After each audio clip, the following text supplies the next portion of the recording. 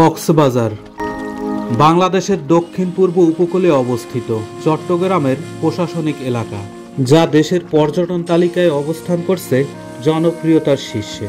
কারণ এখানে রয়েছে পৃথিবীর দীর্ঘতম সমুদ্র সৈকত, যার টানে বাংলাদেশ সহ বিশ্বের নানা প্রান্ত থেকে সারা বছর পর্যটকরা ছুটে আসে এইখানে।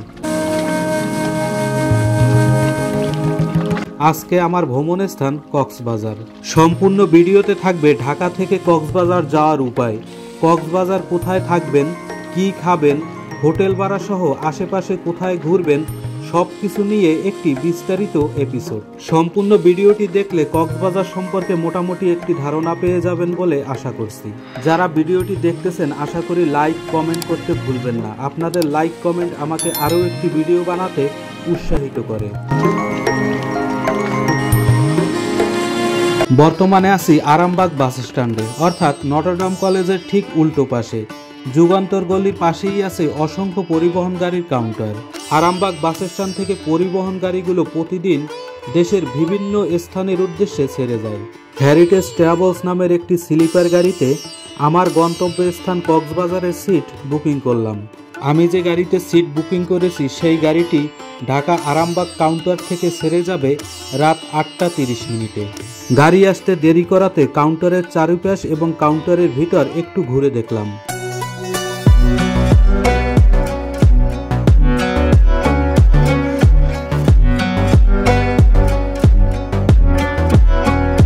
হেরিটেজ ট্রাভেলস গাড়ির ভাড়া সম্পর্কে এবং কখন কোথায় ছেড়ে যায় বিস্তারিত কাউন্টার মাস্টার বলেন। আরামবাগ থেকে প্রথম শিডিউল হচ্ছে 8:30, তারপরে হচ্ছে টেকনাফের গাড়িটা ছাড়ি আমরা 9টা 15-তে, একটা ইকোনমি ছাড়ি আমরা 10টায়, 11টা 45-এ একটা গাড়ি ছাড়ি, তারপরে 12টা 15-তে একটা গাড়ি ছাড়ি, 5টা গাড়ি ছাড়ি। এই গাড়িগুলোর ভাড়া কীরকম? আমাদের রেগুলার ফেয়ার হচ্ছে 2000 টাকা করে।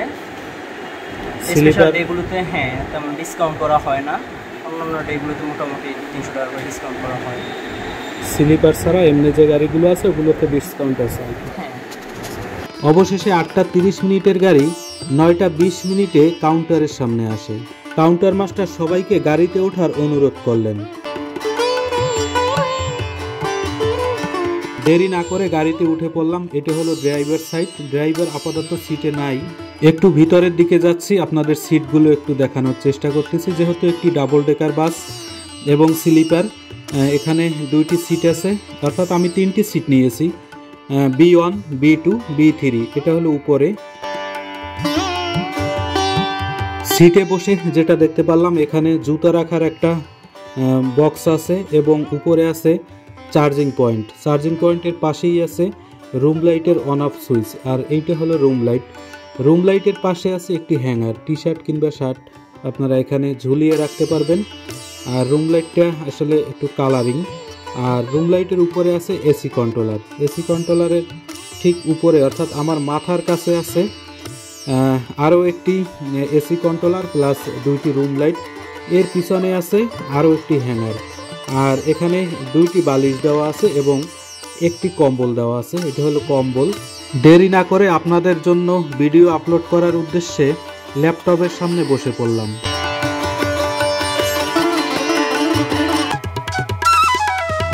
গাড়ি ছুটে চলেছে আমাদের গন্তব্যস্থান কক্সবাজারের উদ্দেশ্যে।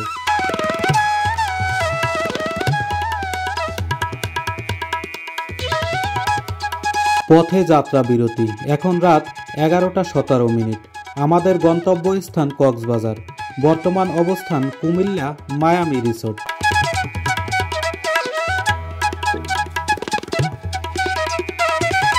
মায়ামি রিসোর্টের ভিতরে প্রবেশ করে দেখলাম ছোট ছোট স্টল। স্টলগুলোতে দেখলাম কুমিল্লার বিখ্যাত সব পোশাক এবং খাবারগুলো পাওয়া যায়। মায়ামি রিসোর্ট ঘুরে দেখলাম, সুন্দর পরিপাটি, চারিদিকের পরিবেশ অসাধারণ। মায়ামি রিসোর্টে বসে খিচুড়ির সাথে মাল্টার জুস খেলাম। 2 প্লেট খিচুড়ি সাথে 3টা মাল্টার জুস, 1020 টাকা বিল।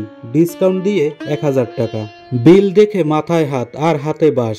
যাই হোক, এত টাকা বিলের জন্য আমি মোটেই প্রস্তুত ছিলাম না। বড়লোকই একটি ভাব দেখিয়ে বিলটা দিয়ে চলে আসলাম রিসোর্টের বাহিরে। আবারও গাড়ি ছুটে চলেছে আমাদের গন্তব্যস্থান কক্সবাজারের উদ্দেশ্যে। এখন রাত 3:40, দ্বিতীয়বারের মতো যাত্রা বিরতি। স্থান Chittagong Satkania road. Road view রেস্টুরেন্টের নামে এইখানে আমাদের কিছুক্ষণ যাত্রা বিরতি দিল সুপারভাইজার সাহেব।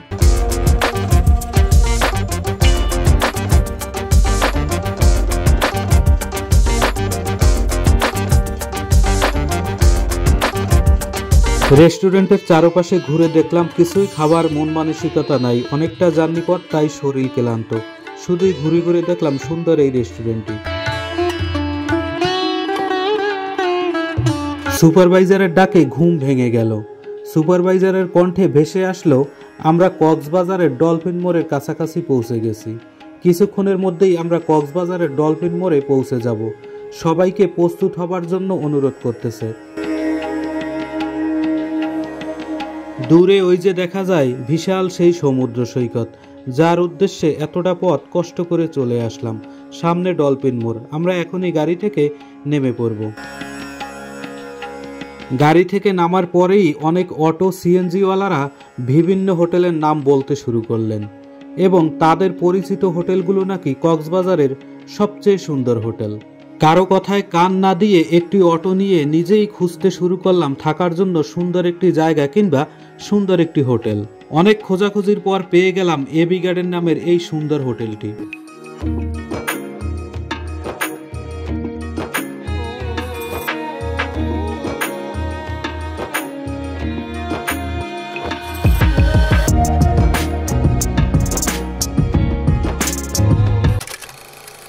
রিসেপশনে বসলাম। কয়েক মিনিটেই আমার বাজেটের মধ্যে রুমের ব্যবস্থা হয়ে গেল।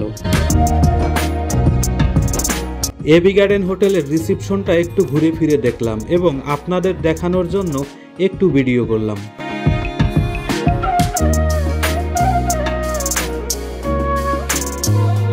এবি গার্ডেন টোটাল 8 তলা বিশিষ্ট একটি ভবন, তবে প্রতিটি ফ্লোরে যেতে সিঁড়ির পাশাপাশি আছে লিফটের ব্যবস্থা। কক্সবাজার এসে অনেক খোঁজাখুঁজির পরে এবি গার্ডেন নামের এই হোটেলের এই রুমটি আমার সাধ্যের মধ্যে ভাড়া নিলাম। রুমগুলো দেখতে দেখতে এবি গার্ডেন সম্পর্কে কিছু কথা আপনাদের জানাই।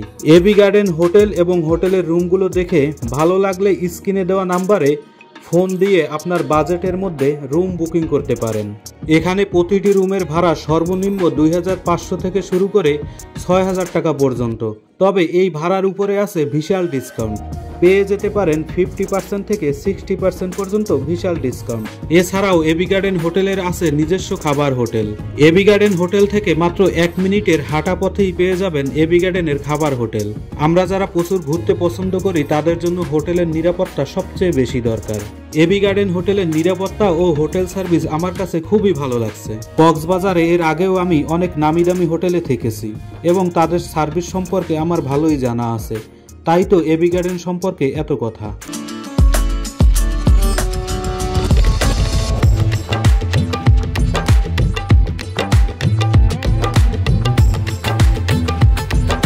এবি গার্ডেন হোটেল সম্পর্কে অনেক কথাই আপনাদের সাথে শেয়ার করলাম। তো হোটেলের এই রুমটি আমি কয়েকদিনের জন্য ভাড়া নিলাম, তবে রুমের পরিবেশ অনেক সুন্দর। তো আপনাদের একটু বারান্দা থেকে ঘুরিয়ে নিয়ে আসি। তো চলুন বারান্দায় যাই। এখান থেকে বারান্দায় যদি দাঁড়াই তো এখান থেকে কিন্তু সমুদ্র সৈকত যে সুগন্ধা বিচ, সেই সুগন্ধা বিচ কিন্তু ওই যে দূরে দেখা যাচ্ছে। দূরের ওই পানির ট্যাঙ্কিটি সুগন্ধা বিচের একদম পাশে, অর্থাৎ ঝাউবনের পরেই সমুদ্র সৈকত সুগন্ধা বিচ। আমি যেখানে দাঁড়িয়ে আছি এখান থেকে ওই যে হোটেল এবি গার্ডেন দেখা যাচ্ছে, আর এই পাশটা এই হলো সুগন্ধা বিচ।